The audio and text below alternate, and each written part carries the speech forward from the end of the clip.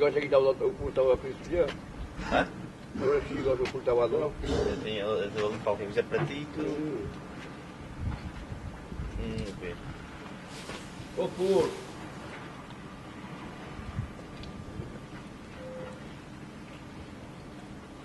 O estrangeiro que nos visita quer essencialmente comer peixe açoriano.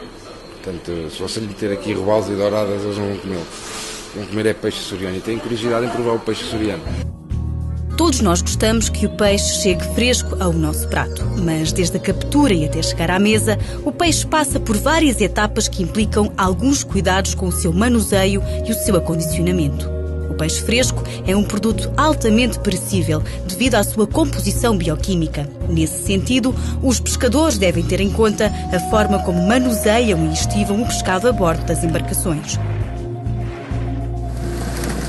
Por manuseamento, entende-se todas as práticas envolvidas, desde o momento em que o peixe é capturado por determinada arte de pesca, sendo que a conservação se refere ao ambiente a que o peixe é sujeito, de forma a mitigar a sua deterioração até ser entregue em lota.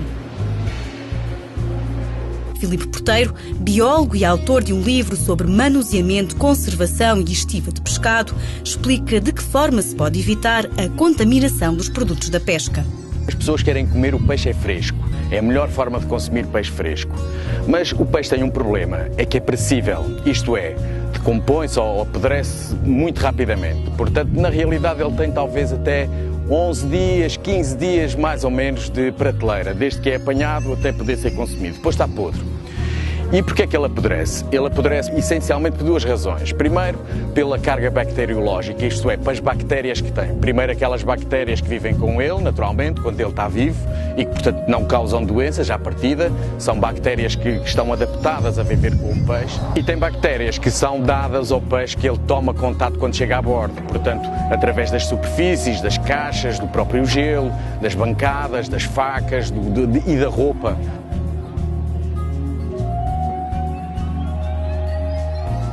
Para além da limpeza e da higiene, dos cuidados de limpeza e de higiene, tem que ser bem conservado e manuseado.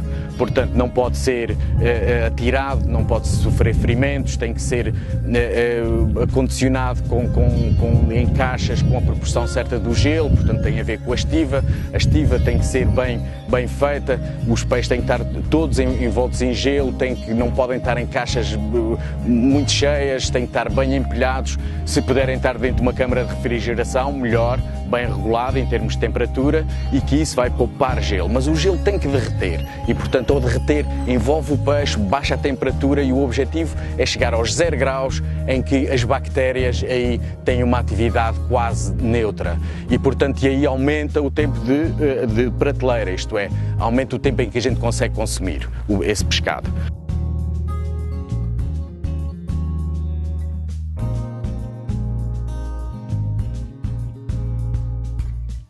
Mas há outras formas de refrigeração, por exemplo, em salmoura, isto é, normalmente as embarcações têm que estar equipadas com tanques de água, portanto com circuitos, com torneiras, etc. E refrigerada, essa água tem que estar próxima dos 0 graus.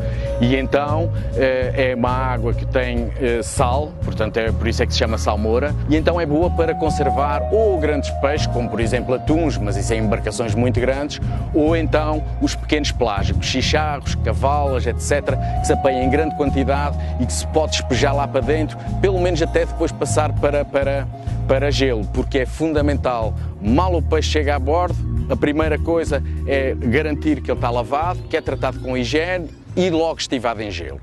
As boas práticas de manuseamento e de conservação contribuem para a valorização do pescado e, consequentemente, para o aumento do rendimento dos pescadores. Henrique Ramos, armador e comprador de pescado, destaca a importância do uso de artes de pesca sustentáveis para a valorização do peixe açoriano.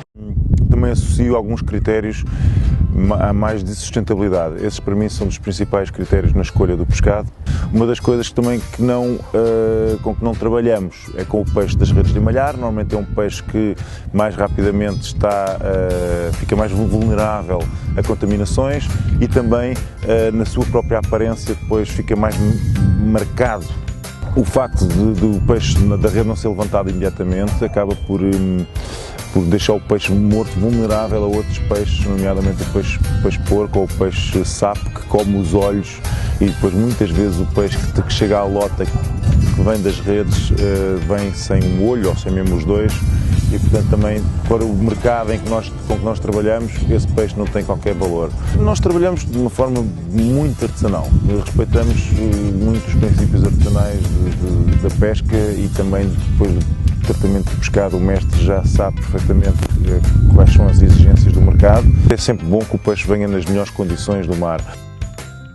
Nunca criar grande densidade de peixe, não pôr peixe em contacto com peixe, bastante gelo e o peixe morrer imediatamente após sair da água. Não, muitas vezes algum do peixe já vem morto quando chega à superfície, mas que se vier vivo, a ideia é matar logo o peixe, que é para o peixe ficar a entrar no seu estado de vigor mortis. As más práticas de manuseamento podem prejudicar o peixe e o marisco, acelerando a velocidade da decomposição e o aumento desnecessário das perdas nutricionais e económicas após a sua captura. Os danos no manuseamento podem ser minimizados das seguintes formas. O peixe e o marisco devem ser manuseados e transportados com cuidado para evitar danos físicos, como descamação, perfuração, mutilação ou esmagamento. Quando o peixe e o marisco são mantidos ou transportados vivos, devem ser tomadas medidas para garantir a manutenção da sobrevivência. As caixas para o armazenamento do peixe e marisco não devem ser demasiado cheias nem empilhadas em excesso. Sempre que possível, deve ser utilizado gelo em escamas, que pode ajudar a minimizar os danos no peixe, aumentando a capacidade de refrigeração. Em tanques de armazenamento de água refrigerada, a densidade do peixe deve ser controlada para evitar danos. Filipe Porteiro enuncia diferentes tipos de operações de manuseamento que permitem atrasar o início da deterioração do peixe. O que é eviscerar? Basicamente é abrir a barriga e tirar todos os órgãos que estão lá dentro. Mas eviscerar exige cuidados adicionais. Não se pode eviscerar em qualquer sítio, porque se abre uma ferida no peixe e, portanto, a contaminação por ali é mais rápida. Então, para eviscerar, sim, é provável que o peixe aumente grandemente de qualidade, mas tem que ter uma linha de montagem, tem que ter equipamentos que permitam fazer isso com a higiene adequada e a conservação adequada.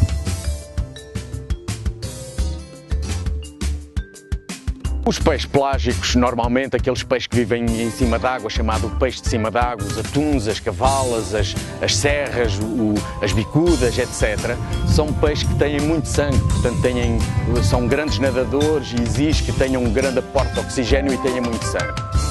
E o que interessa de facto é tirar, e através dos vasos sanguíneos e através do sangue, as bactérias entram por toda a carne e começam a apodrecer rapidamente. Então, o sangramento, portanto, retirar o sangue todo do peixe, evita que haja canais de comunicação ao longo do corpo do peixe, por dentro, por todo o lado.